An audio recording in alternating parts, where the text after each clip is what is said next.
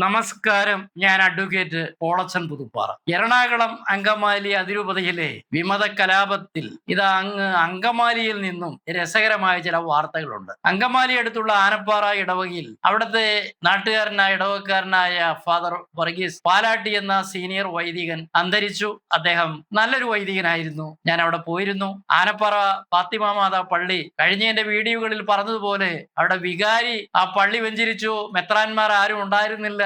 ഇപ്പോഴത് പിശാച് ബാധ അനുഭവിച്ചുകൊണ്ടിരിക്കുന്ന ഒരു ദേവാലയമാണ്. വികാരിക്ക് നേരെ ചൊവ്വന് കർമ്മങ്ങൾ നടത്താൻ പറ്റാത്ത സാഹചര്യമുണ്ട്. അപ്പോൾ ഇന്നിങ്ങനെ പാലാട്ടി അച്ഛന്റെ ശവസംസ്കാരത്തിന് സഭാതലവനായിരിക്കുന്ന മാർ റാഫേൽ തട്ടിലും സമീപത്ത് ഉള്ള മൂന്നാം പറമ്പ് ഇടവക്കാരനായ നമ്മുടെ ചക്കിയത്ത് പിതാവും എത്തി. അവര് വലിയ തൊപ്പിയൊക്കെ വെച്ച് സംസ്കാര ഘോഷയാത്രയിലും ചടങ്ങുകളിലെല്ലാം പങ്കെടുത്തു. പക്ഷെ എറണാകുളം വിമതര് അങ്ങ് മുണ്ടാടന്റെ നേതൃത്വത്തിൽ അവിടെ തമ്പടിച്ചിരുന്നു. തട്ടിൽ വന്നത് ഈ ശവസംസ്കാരത്തോടനുബന്ധിച്ചുള്ള കുർബാന, ഏകീകൃത കുർബാന അർപ്പിക്കാം എന്ന് പ്രതീക്ഷിച്ചാണ്. പക്ഷേ മുണ്ടാടന്റെ നേതൃത്വത്തിലുള്ള വിമതര് ഏകീകൃത ബലിയർപ്പണം തടഞ്ഞു. ഞങ്ങള് കുർബാന ചൊല്ലിക്കൊള്ളാം, പിതാക്കന്മാര് അതൊന്നും ചെയ്യണ്ട എന്ന് പറഞ്ഞ അവസാനം വിമത കുർബാനയാണ് അവിടെ നടന്നത്. പാവം സഭാതലവൻ തട്ടിലിന്റെ വെടലച്ചിരിയൊന്നുമില്ല. അദ്ദേഹത്തിന് വളരെ മ്ലാനവതനായി തട്ടിലും നമ്മുടെ ചക്കിയത്തും വലിയ തൊപ്പിയൊക്കെ വെച്ച് നടക്കുന്നുണ്ടായിരുന്നു. ആരും അവരെ വിമത വൈദികർ തോൽപ്പിച്ചു കളഞ്ഞല്ലോ അവരെ. പക്ഷെ വേറൊരു സംഭവം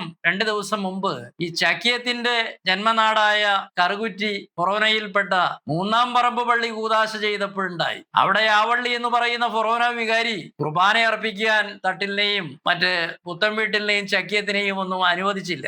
അങ്ങനെ മെത്രാന്മാര് വന്ന് കൂദാശ നടത്തിപ്പോയി. പക്ഷേ ഏകീകൃത കുർബാന അർപ്പിക്കാത്ത കുറവ് പരിഹരിക്കാൻ അപ്രതീക്ഷിതമായി സഭാതലവൻ തട്ടിൽ മൂന്നാം പറമ്പ് പള്ളിയിൽ വന്നു.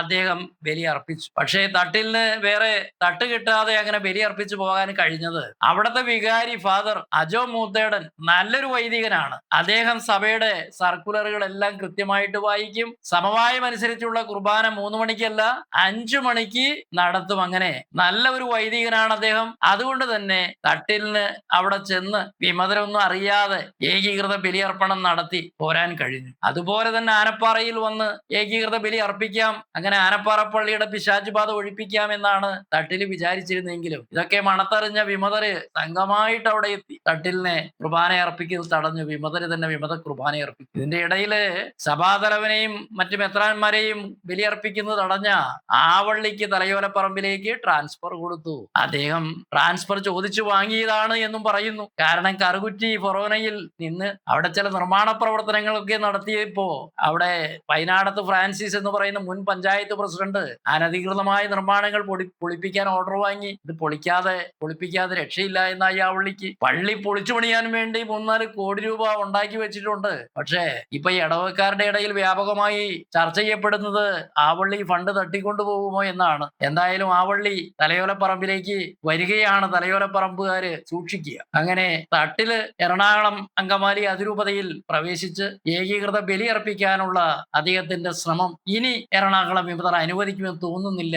സംഘമായിട്ട് അവര് തടയും. പിന്നെ ആരും അറിയാതെ പോയി ഇപ്പോ മൂന്നാം പറമ്പിൽ ചെയ്തതുപോലെ. പക്ഷെ അവിടുത്തെ വികാരിയും കൂടി അജോ മൂത്തേടനെ പോലെ നീതിമാനായിരിക്കണം, സത്യസന്ധനായിരിക്കണം, സഭയെ അനുസരിക്കുന്ന ആളായിരിക്കണം. അല്ലെങ്കിൽ തട്ടിലിന് തട്ട് കിട്ടും കേട്ടോ. നന്ദി, നമസ്കാരം.